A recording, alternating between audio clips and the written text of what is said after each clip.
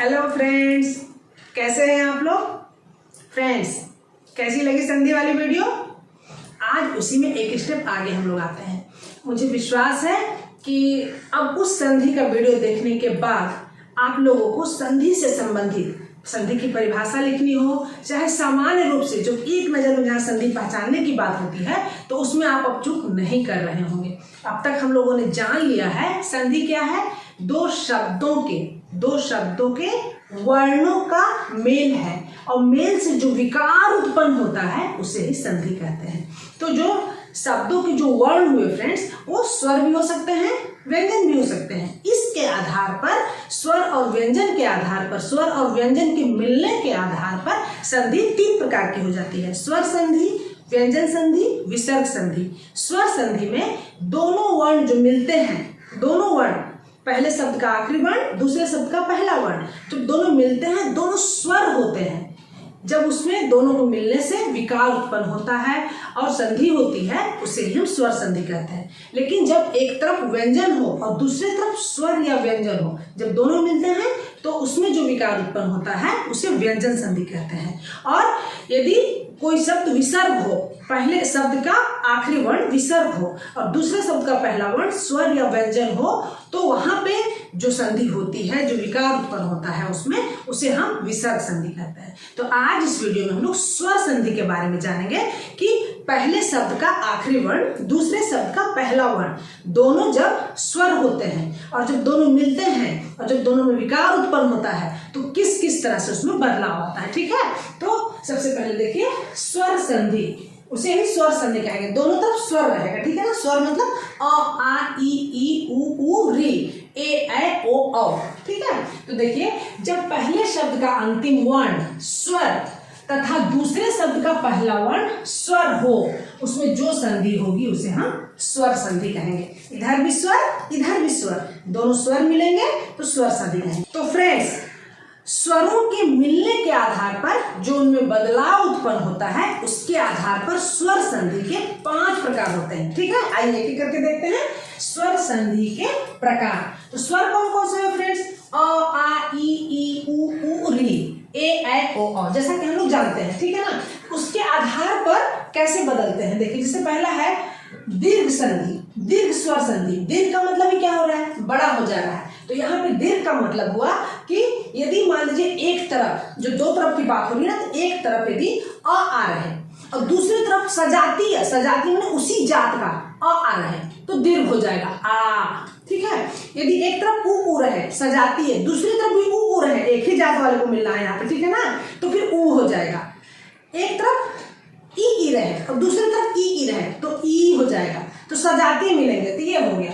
दूसरा है गुण संधि, ठीक है ना, गुण स्वर संधि। तो गुण स्वर संधि कहता है एक तरफ यदि आ रहे हैं, एक तरफ मान लीजिए पहला, एक तरफ आ रहे हैं और दूसरी तरफ पहले लाइन का मतलब दूसरी तरफ एक तरफ आ रहे हैं और दूसरी तरफ आता रहेगा तो फिर दीर्घ हो जाएगा। ई, उ या री, कुछ भी रहे, ठीक है ना। एक तरफ आ रहे हैं, दूसरी तरफ ये वाला देखिए ई, उ, री, कुछ भी रहे तो उसे हम गुण संधि कहेंगे। एकदम आसानी से इसकी परिभाषा हम लोग याद कर लेंगे, ठीक है ना। पहला वाला क्या बोल रहा है? एक तरफ आ रहे हैं और दूसरी तरफ सजाती है आ रहे हैं, या फिर ई रहे तो दूसरी तरफ भी ई रहे, उ रहे तो दूसरी तरफ भी उ रहे, तो उसे हम दीर्घ स्वर संधि कहेंगे। गुण स्वर संधि क्या कहता है? सबसे पहले आ के बारे में, ठीक है। एक तरफ आ रहे हैं और दूसरी तरफ ई, उ, री, पहला लाइन, तो याद रखिए फ्रेंड्स, ये जो है ना पहला लाइन, ठीक है ना, पहला लाइन, ठीक है ना, रहे, एक तरफ आ दूसरी तरफ ये रहे तो गुण स्वर संधि कहलाएगा। वृद्धि स्वर संधि सेम वैसे ही, एक तरफ आ रहे और दूसरी तरफ दूसरा लाइन ए, ओ, ये रहे, ठीक है ना, एकदम याद रखिए दूसरा लाइन, ठीक है ना, दूसरा लाइन ए, ओ रहे तो उसे हम वृद्धि संधि कहेंगे। अब यण संधि, यण संधि क्या है? बस इसको उल्टा कर दीजिए।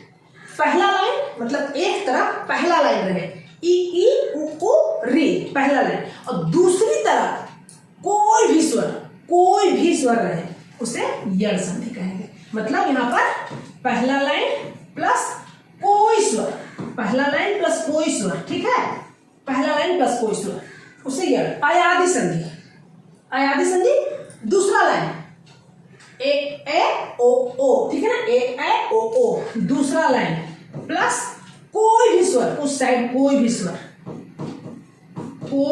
हो, ठीक है, तो उसे अयाधी संधि कहेंगे। तो मुझे उम्मीद है फ्रेंड्स कि इसके आधार पर जो है ना आप आसानी से इसकी परिभाषा बना लेंगे। अब इसको एक एक करके देखते हैं कि किस तरह से बदलाव आता है। बस आप इसको याद रखिएगा। ये वाला देखिए, इसलिए जो है ये पहला लाइन हुआ और ये जो हुआ दूसरा लाइन। आ तो जो है आ एक तरफ रहेगा और दूसरी तरफ आ रहेगा, तो अपने आप को दीर्घ बन जाएगा। तो सबसे पहले लोग दीर्घ से ही शुरुआत करते हैं, ठीक है। दीर्घ स्वर संधि, एक तरफ आ रहे या ई रहे या फिर ऊ रहे, एक तरफ, ठीक है। दूसरी तरफ भी वैसा ही आ रहे, ई रहे या ऊ रहे। तो जो आ है, ये आ और ये आ, यदि दोनों तरफ सेम रहे तो आ बन जाएगा, ठीक है ना। उसी प्रकार से एक तरफ ई रहे और दूसरी तरफ भी ई रहे तो ई बन जाएगा। इस डायग्राम को एकदम अच्छी तरह से देख लीजिए फ्रेंड्स। एक तरफ ऊ रहे और दूसरी तरफ भी ऊ रहे तो फिर वो ऊ बन जाएगा। बस यही है। देखिए सबसे आसान ट्रिक्स बता रही हूँ फ्रेंड्स। दो शब्द मिलते हैं, इधर दोनों के वर्ण मिले, बीच में दीर्घ स्वर संधि क्या कहता है कि बीच में या तो आ बनेगा या ई बनेगा या ऊ बनेगा। तो किसी भी शब्द में देखिए यदि बीच में आ, ऊ या ई की मात्रा है तो दीर्घ स्वर संधि हो जाएगा। एक आराम छोटा सा टिप्स है जिससे आसानी से जो है ना उस ट्रिक से पकड़ सकते हैं। किसी भी शब्द में आ की मात्रा दिख रही है या फिर ई की मात्रा दिख रही है, ठीक है ना, ई बड़ी, ठीक है, या फिर ऊ बड़ी ऊ की मात्रा यदि दिख रहा है तो समझ जाइए कि वो दीर्घ स्वर संधि है। जैसे एग्जाम्पल देखिए, पत्र धन अनुसार, पत्रानुसार, तो यहाँ पे त्र के साथ अ छिपा है, ये तो हम लोग पिछली वीडियो में जान गए थे। तो यहाँ पे अ और आ मिलकर के आ बन गया। देखिए आ प्लस आ मिलकर के आ बन गया, तो हो गया पत्रानुसार। मतानुसार, यहाँ पर देखिए अ और अ ये दोनों मिलकर के आ बन गए, मतानुसार। तो यहाँ पर क्या कहता है, आ रहे चाहे आ रहे, इधर भी आ रहे चाहे आ रहे, आ ही बनेगा, आ रहे चाहे आ रहे, आ ही बन जाएगा, है ना। उसी प्रकार विद्या धन अर्थी, तो यहाँ पर देखिए आ, विद्या का आ मिला प्लस अ मिला, यहाँ पे विद्यार्थी दोनों मिलके आ बन गए। उसी प्रकार मरण, यहाँ पे देखिए आ प्लस आ क्या बन गया, मरणासन, यहाँ पे आ बन गया मरणासन। तो यहाँ पे देखिए फ्रेंड्स बीच में आ की मात्रा ही है। देखिए यहाँ भी आ है, यहाँ भी है मतानुसार, यहाँ भी है मरणासन, यहाँ भी है, ठीक है ना। यहाँ पे विद्यार्थी, यहाँ भी आ है। तो जहां भी आ की मात्रा दिखाई दे, देखिए आ की मात्रा दिखाई दे, यहाँ भी आ की मात्रा दिखाई दे रही है, यहाँ भी आ की मात्रा, यहाँ भी आ की मात्रा, यहाँ भी आ की मात्रा। तो जहां आ की मात्रा दिखाई दे, ठीक है ना, आ की मात्रा, तो वहां पे दीर्घ संधि हो जाएगा। उसी प्रकार देखिए ई से, यहाँ देखिए ये दोनों ई है ना, एक तरफ भी ई रहे और दूसरी तरफ भी ई रहे, तो मिल करके दोनों ई बन जाता है। ई देखिए जैसे हरी इच्छा, तो यहाँ पर क्या हो रहा है, देखिए छोटी ई, तो यहाँ पर मिलकर के बड़ी ई बन गए, मतलब हरी इच्छा। यहाँ देखिए बड़ी की मात्रा लग गई ना, हरी इच्छा। उसी प्रकार हरी प्लस ई, देखिए छोटी ई साथ ही साथ यहाँ पर बड़ी ई मिल रहा है। उसके बाद भी यहाँ पर हरीश, देखिए बड़ी की मात्रा। उसी प्रकार नदी प्लस ईस, यहाँ पे दोनों बड़ी ई मिले, फिर यहाँ पे बड़ी ई की मात्रा नदीस, ठीक है। उसी प्रकार पत्नी बड़ी ई की मात्रा प्लस छोटी ई की मात्रा मिलकर के बड़ी ई की मात्रा पत्नीच्छा। उसी प्रकार कवि ई प्लस बड़ी ई क्या बन गया, बड़ी ई की मात्रा बना ना। तो उसी प्रकार फ्रेंड्स जिस तरह से बीच में किसी भी शब्द के बीच में आ आए या फिर ई की मात्रा दिखाई दे, जैसे देखिए हरिच्छा, हरीश, नदीश, ठीक है। उसी प्रकार पत्नी, देखिए पत्नीच्छा, कवीश्वर, तो जहां पे ई दिखाई दे तो समझ जाइए कि वहां पे भी दीर्घ संधि है। अगला देखिए ऊ और ऊ मिलकर के, ये देखिए एक तरफ ऊ ये हुआ, दूसरी तरफ ये ऊ हुआ, दोनों भी ऊ यदि ऊ रहे, एक तरफ भी ऊ रहे दूसरी तरफ भी ऊ रहे, मिल करके ऊ बड़ी ऊ की मात्रा ऊ बन जाएगा। यहाँ पे देखिए जैसे लघु उत्तर, देखिए इधर भी ऊ है प्लस इधर भी ऊ है, तो यहाँ पे बड़ी ऊ की मात्रा ऊ बन गया ना, ठीक है। उसी प्रकार देखिए गुरु उपदेश, गुरु में छोटा ऊ, इधर भी छोटा ऊ, यहाँ पर मिलकर के गुरु, बड़ी ऊ की मात्रा। उसी प्रकार भू धन ऊर्जा, यहाँ पे बड़ी ऊ, इधर भी बड़ी ऊ, मिलकर क्या बन गया भूर्जा, यहाँ भी बड़ी ऊ, देखिए बड़ी ऊ।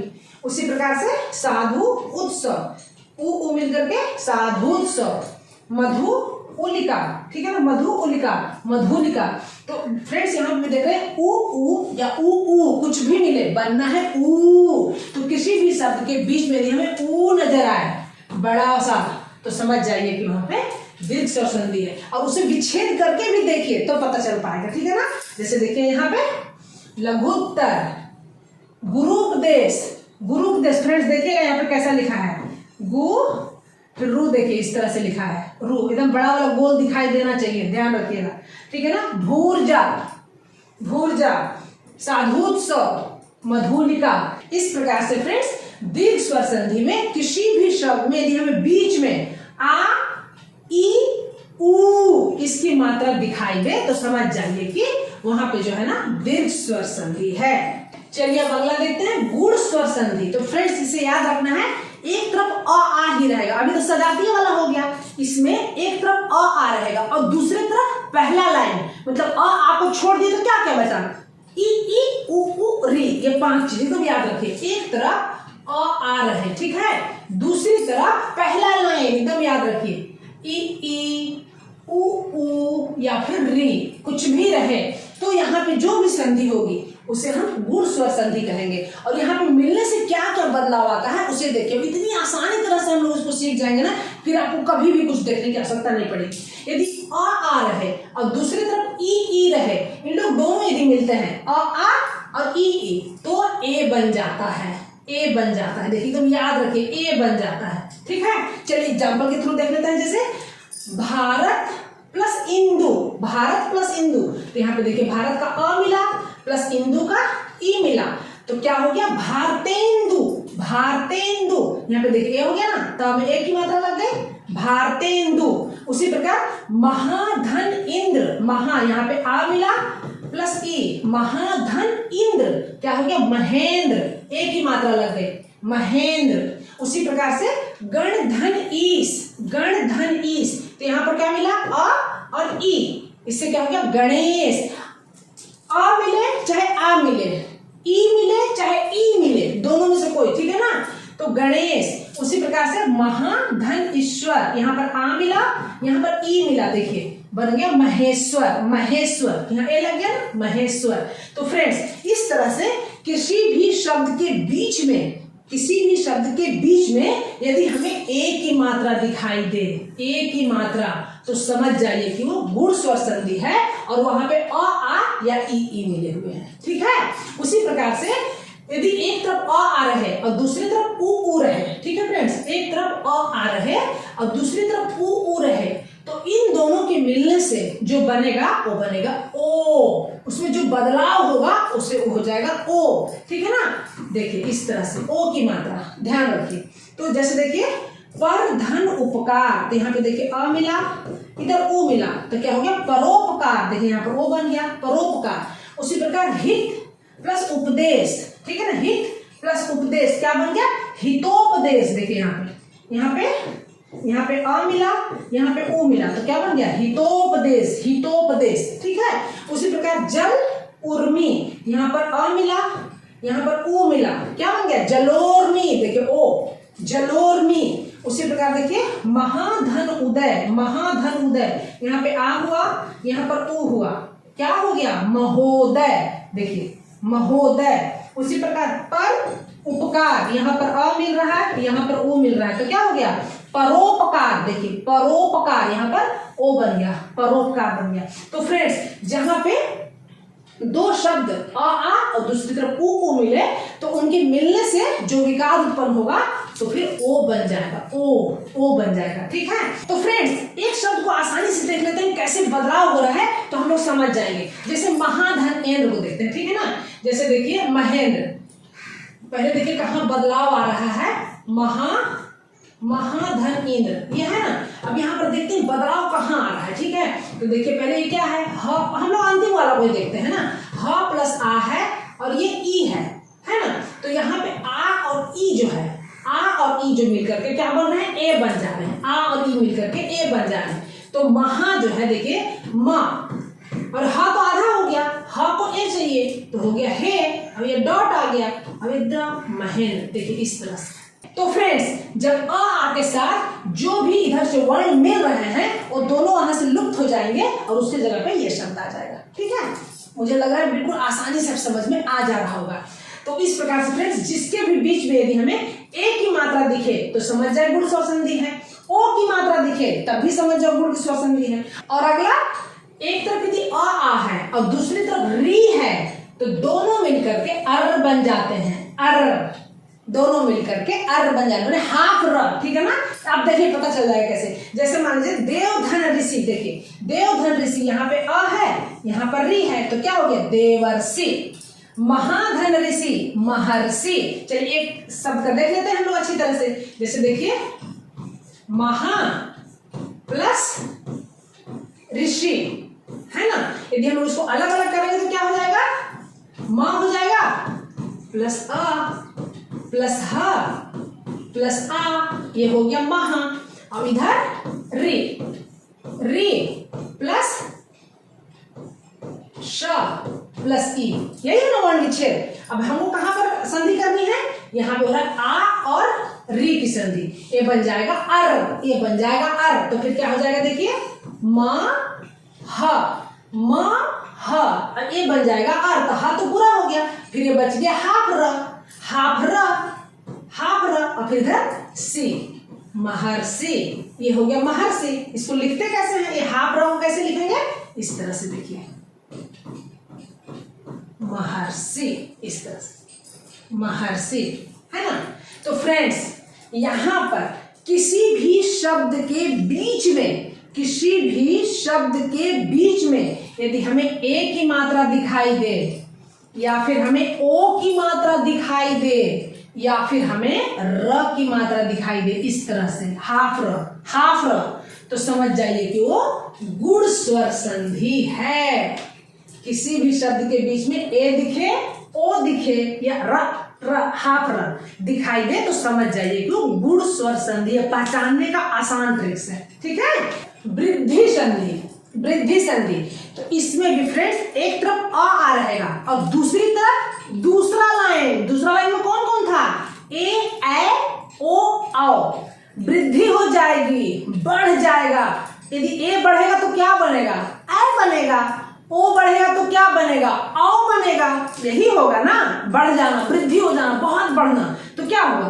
तो देखिए एक तरफ यदि अ आ रहे और दूसरी तरफ ए रहे या फिर ओ औ रहे तो वो वृद्धि संधि कहलाएगी। ठीक है, इसका भी हम लोग बिल्कुल आसान ट्रिक्स निकाल लेते हैं जिससे कि चुटकियों में समझ में आ जाए। एक तरफ आ रहे और दूसरी तरफ ए रहे तो वृद्धि हो जाएगी, ए बन जाएगा, ए बन जाएगा। ठीक है, मतलब इस तरह की दो मात्रा आ जाएगी। जैसे देखिए सदा धन एव, यहाँ पर क्या है, आ है और इधर ए है तो क्या बन गया सदैव। देखिए यहाँ पे दो मात्रा लग गया ना, है हो गया सदैव।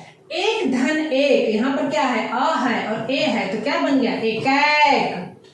मत धन एक, मतैक, बन गया ना। उसी प्रकार से यदि एक तरफ आ रहे और दूसरी तरफ ओ औ रहे तो उसमें भी वृद्धि हो जाएगी, मतलब औ बन जाएगा। एक तरफ आ रहे और दूसरी तरफ ओ औ, कुछ भी रहे औ ही बनना है, उसकी तरफ औ ही बनना है। जैसे देखिए दंत धन ओष्ठ, दंत धन ओष्ठ, यहाँ पे देखिए अ है और इधर ओ है तो क्या बन गया दंतोष्ठ, डबल मात्रा लग गया ना। उसी प्रकार देखिए महा धन औज, महाधन औज क्या हो गया महौज, डबल मात्रा है ना।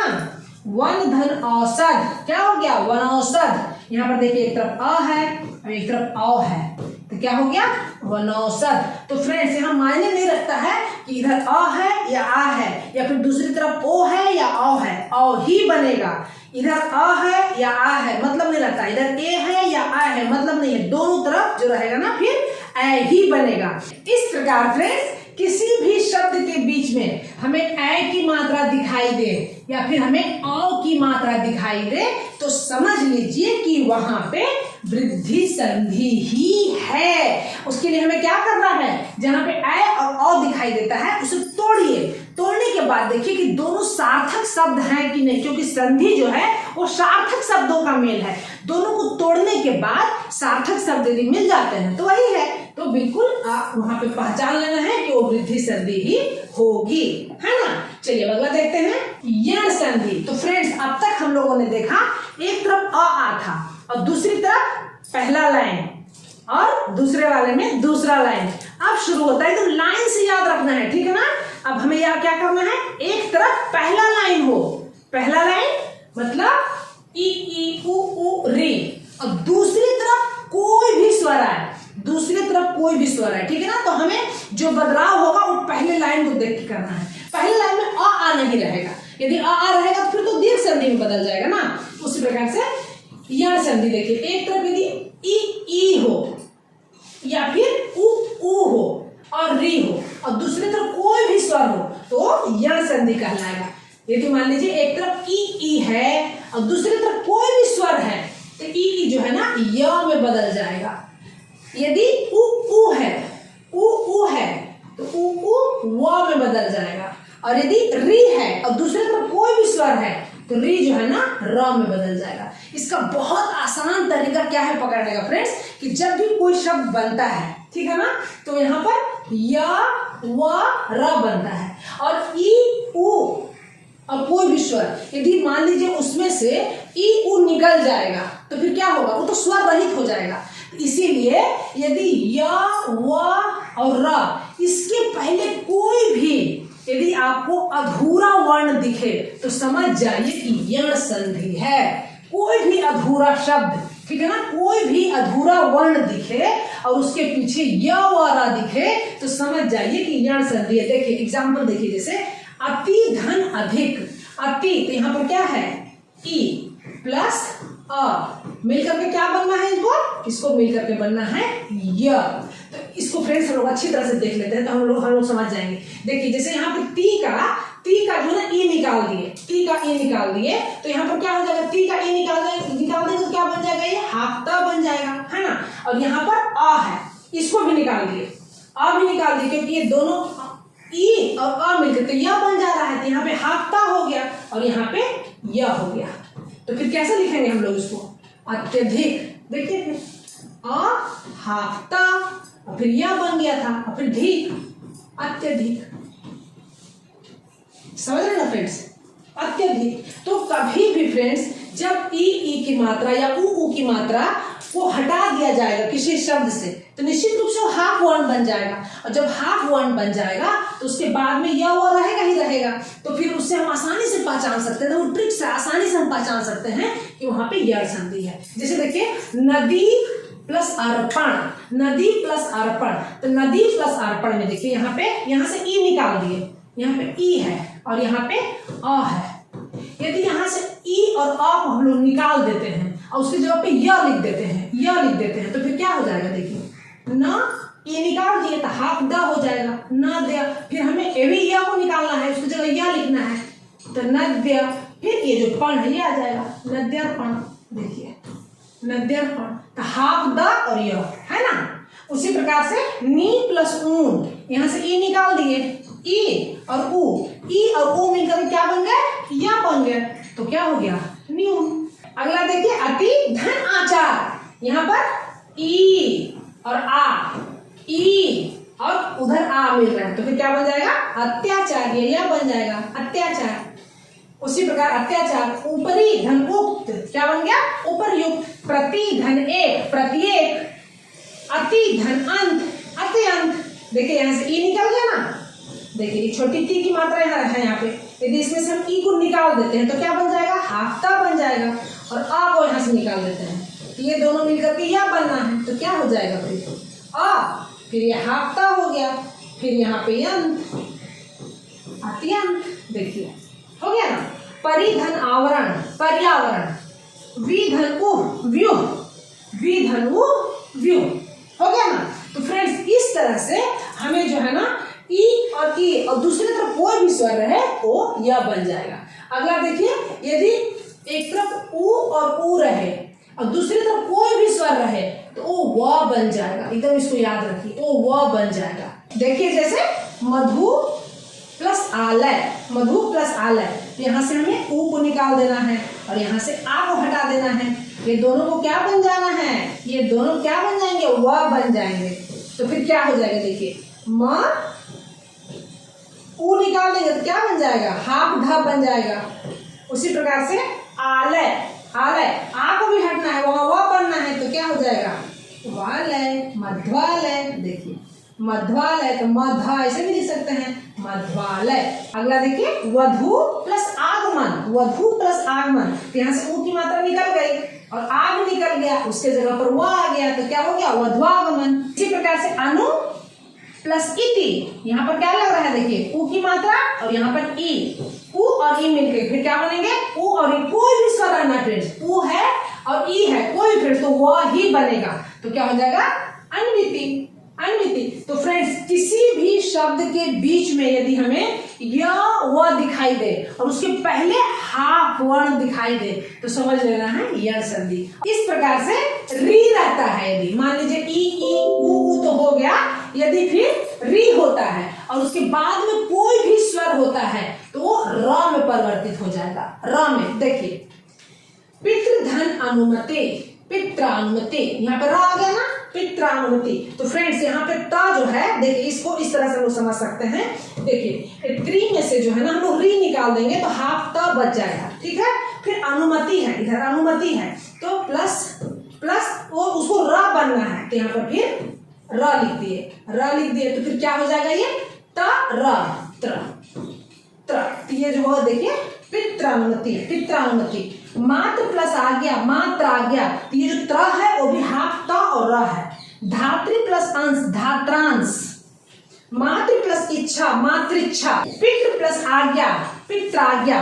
मात्र प्लस आनंद, मात्रानंद। तो इस तरह से फ्रेंड्स यदि किसी भी शब्द के बीच में, किसी भी शब्द के बीच में यदि य व र दिखाई दे और उसके पहले का वर्ण हाफ हो, जो भी वर्ण हो हाफ हो तो उसे हम यण संधि कहेंगे। बिल्कुल याद रख लीजिए, माइंड में बिठा लीजिए, य व र आए और उसके पहले हाफ वर्ण आए तो वो जो है ना यण संधि कहलाएगा। अब आपको क्या बनता है क्या नहीं बनता है, याद हो पा रहा है नहीं हो पा रहा है, बस इस ट्रिक्स को आप याद कर लीजिए, ठीक है। चलिए अब देखते हैं अयादि संधि। फ्रेंड्स पहला लाइन तो हो गया, दूसरा लाइन ए ओ औ पहली तरफ, दूसरी तरफ कोई भी स्वर हो तो जो ए है वो ऐ बन जाएगा, ऐ है आय बन जाएगा, ओ आओ बन जाएगा, आओ बन जाएगा, ठीक है। चलिए देखिए इसको हम लोग एग्जाम्पल की तरफ देखते हैं, बिल्कुल आसानी से समझ में आ जाएगा। जैसे देखिए ने धन अन, ने धन अन नयन, ए की मात्रा किसमें परिवर्तित हो गई, ऐ में परिवर्तित हो गई।